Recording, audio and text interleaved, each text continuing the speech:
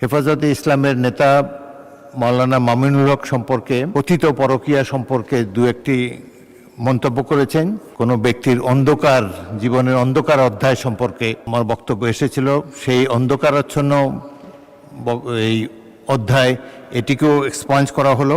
আর গীবত হচ্ছে জেনা করার চাইতো একটা জঘন্য জিনিস। মাইক দেন। হ্যাঁ, মাননীয় স্পিকার, এই চলতি সংসদে গত 14ই জুন নীলফামারী 4 থেকে আসন থেকে নির্বাচিত মাননীয় সংসদ সদস্য বাজেটের উপর আলোচনা করতে গিয়ে উনি শহীদ মুক্তিযোদ্ধার সন্তান দাবি করেছেন, যেটা অসত্য। ওনার পিতা এখনো জীবিত আছে। এটা স্যার মাননীয় স্পিকার, সংসদ কার্য বিবরণীতে এই বিষয়টা অন্তর্ভুক্ত হয়ে গেছে ইতিমধ্যেই। এই অসত্য বিবৃতিটি এক্সপান্স করার জন্য আমি মাননীয় স্পিকার আপনার কাছে সবিনয় নিবেদন করছি। ধন্যবাদ মাননীয় সদস্য। এটা তো পয়েন্ট অফ অর্ডার হলো না, কিন্তু যেই মাননীয় সদস্যের কথা আপনি বলছেন তিনি আমার চেম্বারে এসে বক্তব্যের অবহিত পরেই সেদিনই আমার সাথে দেখা করেছেন এবং বলেছেন যে ভুলক্রমে তার মুখ থেকে এটা বেরিয়ে এসেছে। তার পিতা এখনও জীবিত আছেন, তিনি আমাকে জানিয়েছেন। এই বিষয়টি পত্রপত্রিকাটাও এসেছে এবং উক্ত মাননীয় সদস্য তিনি নিজেও বক্তব্য দিয়ে তার ভুল স্বীকার করেছেন। এটা স্লিপ অফ টাং বা অনিচ্ছাকৃত একটি ভুল। সুতরাং এটিকে সংসদের কার্য বিবরণী থেকে এক্সপাঞ্জ করা হবে।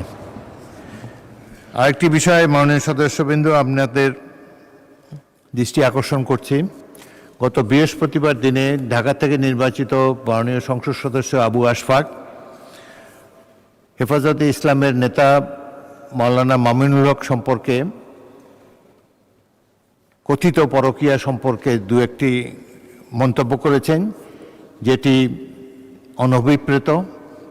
সেটি যেহেতু যার পক্ষে সংসদে এসে আত্মপক্ষ সমর্থন করার সুযোগ নেই, তার সম্পর্কে বিরূপ মন্তব্য করা অনুচিত। সেই জন্য আবু আশফাক সাহেবের মন্তব্য আমি এক্সপাঞ্জ করেছি। সাথে সাথে আমারও একটি বক্তব্য সেখানে আমি উল্লেখ করেছিলাম যে কোনো ব্যক্তির অন্ধকার জীবনের অন্ধকার অধ্যায় সম্পর্কে আমার বক্তব্য এসেছিল।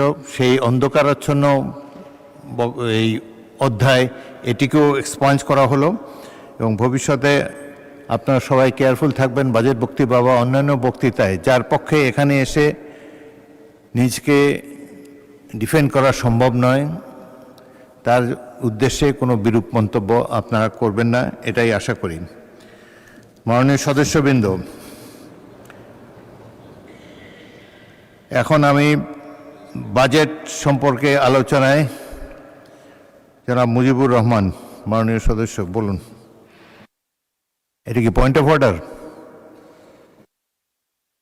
চাচ্ছিলাম, আপনার কথাগুলো খুবই সুন্দর। আল্লাহ তাআলা কোরআন মাজিদে গীবত করতে নিষেধ করেছে।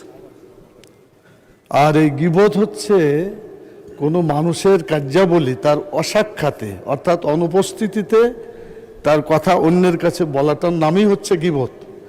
যদি সেটা সত্যও হয় তারপরও সেটা গীবত। আর গীবত হচ্ছে জেনা করার চাইতো একটা জঘন্য জিনিস।